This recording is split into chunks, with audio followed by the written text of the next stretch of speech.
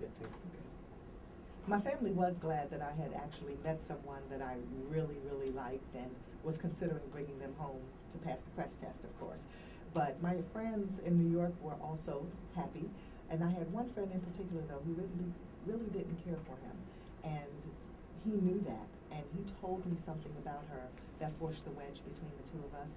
And so she and I weren't friendly for the duration of our courtship. But we've since patched things up, and I understand now why she didn't care for him. What, is it a reason you care to not talk about Oh, her? no, I yeah. don't mind at all. Her name is Lone, and Lone didn't care for him because she saw through this facade that he was presenting to me. But there is nothing you could tell a woman who's in love. You know, you could have run a Mack truck up my nose, and it was not a pretty sight. What was how old were you, and what was like your focus at the time? Were you definitely into career, or your friends were getting married, and so there was, you know, this is what should be happening. Everybody's doing this. This is the right time, the right place, the right person.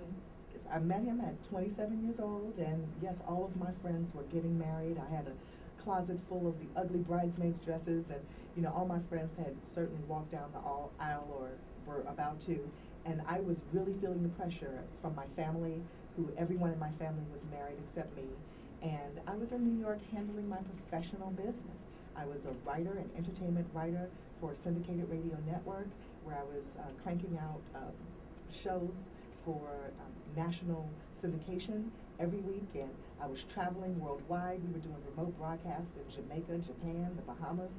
I was really enjoying myself, and I had planned to stay in New York only 6 years to make this mark for myself and a name for myself so that I could go back to Chicago one day.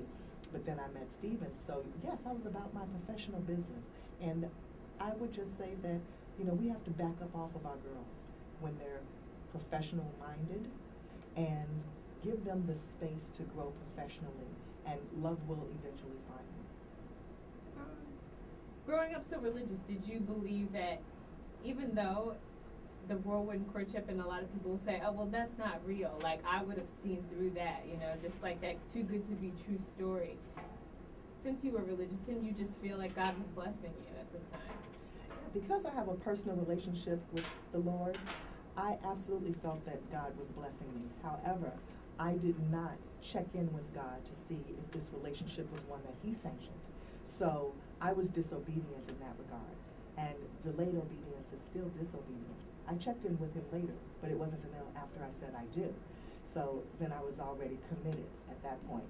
But I knew that the relationship was wrong because, first of all, I had no business sleeping with him. He wasn't my husband. That much I knew. And so the wages of sin is death, even in doing that. And it may not be a physical death, but it's a death of some kind.